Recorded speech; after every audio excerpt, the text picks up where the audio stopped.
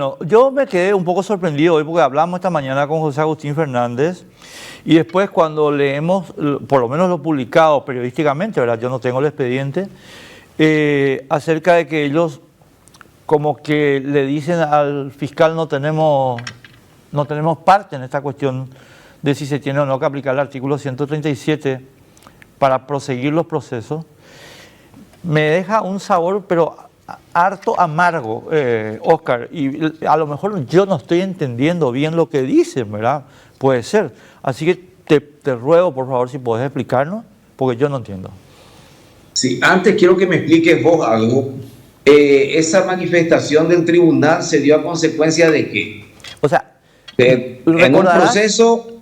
Recordarás que el fiscal general del Estado instruyó a los fiscales de los casos de Hernán Rivas, de Erico Galeano y de Rafael Filisola a que consulten a los tribunales en que estaban realizándose los procesos, que son Osmar Legal, apelaciones de José Agustín y la Corte Suprema en el caso Filisola, a ver si había que aplicar o no aquí una lectura rápida del 137 y que la resolución del Senado no existe. Y la respuesta primera, la que yo tengo conocimiento, es la que se produce hoy, ¿verdad? Bueno, yo desconozco los términos de la resolución o manifestación del tribunal o de José Agustín Fernández, pero vayamos por lo elemental y básico. El Poder Judicial no es un órgano de consulta. Ni los jueces, ni los tribunales, ni la Corte son órganos de consulta. Ellos dirimen conflictos. Entonces, ¿qué es lo que sucede aquí? Si se intenta aplicar por las respectivas defensas la resolución del Senado, tendrá que pronunciarse el juez, el tribunal o la Corte. Desde mi punto de vista, y no creo estar muy equivocado, la resolución del Senado es inconstitucional por donde se lo mire. Viola el artículo 3º al abrogarse facultades extraordinarias y se autoasignan atribuciones que son privativas del Poder Judicial, lo cual está totalmente prohibido. Y se fulmina esta posición que sostengo con lo que establece el artículo 248, que garantiza la independencia del Poder Judicial. Entonces, desde mi punto de vista, Albert, si las defensas de estos señores intentan hacer valer la resolución de senadores para suspender el proceso, es una clara injerencia dentro de las facultades del Poder Judicial, lo cual está prohibido.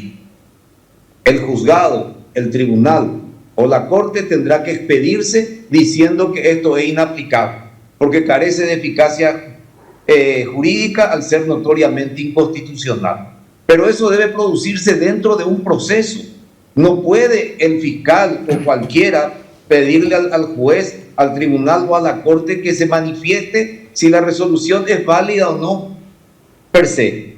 Tiene que ser dentro del proceso, o mejor dicho aún, cuando las defensas pidan la suspensión del proceso en base a la resolución del Senado. Ahí recién... sí, te escucho. No, okay, a ver si entiendo bien.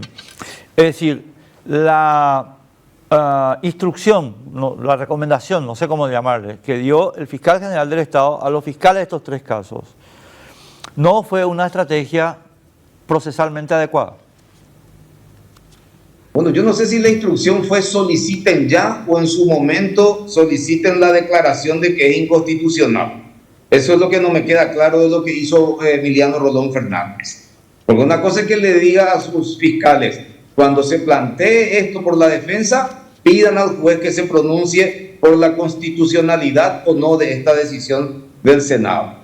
Y otra cosa es que le haya dicho, pidan ya que se pronuncien, lo cual me parece que es inoportuno. Claro, no, ¿sabes por qué te digo esto? Y que te conste que nosotros hablamos con Emiliano, por supuesto. Emiliano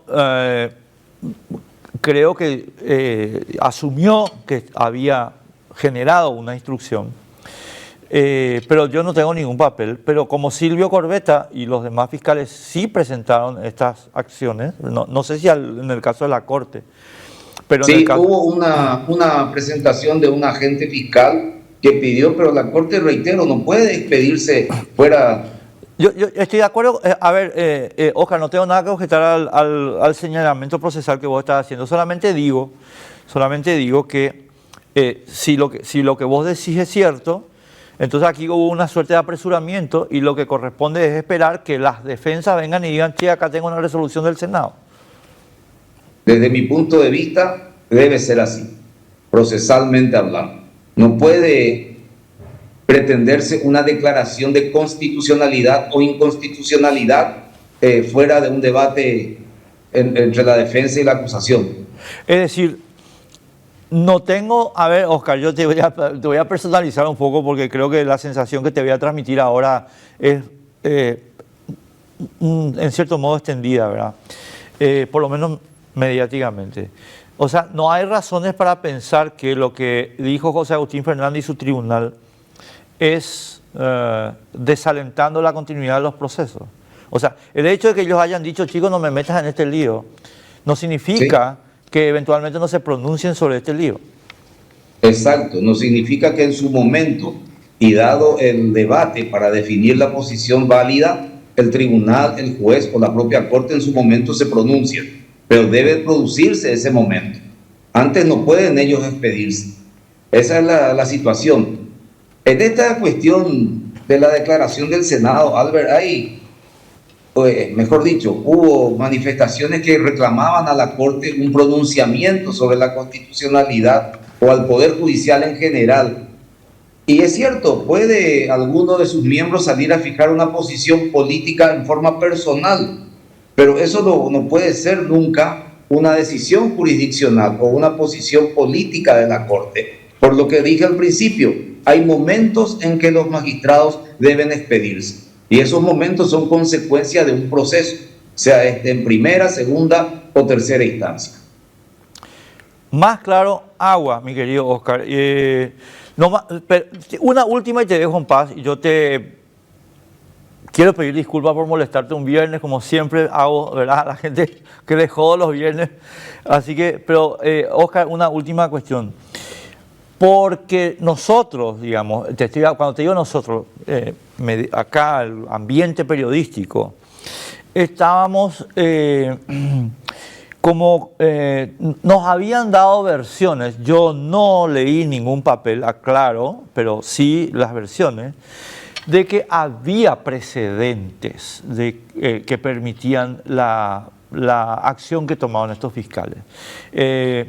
Y eventualmente yo no te puedo decir ahora de qué me estás hablando, no sé, pero decían que había precedentes, ¿verdad? Nada más, o sea, la pregunta es, ¿hay precedentes? Yo desconozco. Puede que exista, sabrán ellos, pero yo desconozco un precedente de esta naturaleza porque nunca se dio un atropello a la Constitución tan grave. Nunca se dio. Y hay que atender lo que señala el 248 de su parte final. Los que produjesen este tipo de actos, independientemente de la intromisión y la sanción correspondiente, quedan inhabilitados por 5 años para ejercer cargos públicos. Aquí tenemos que acostumbrarnos a respetar la ley. Sí, señor.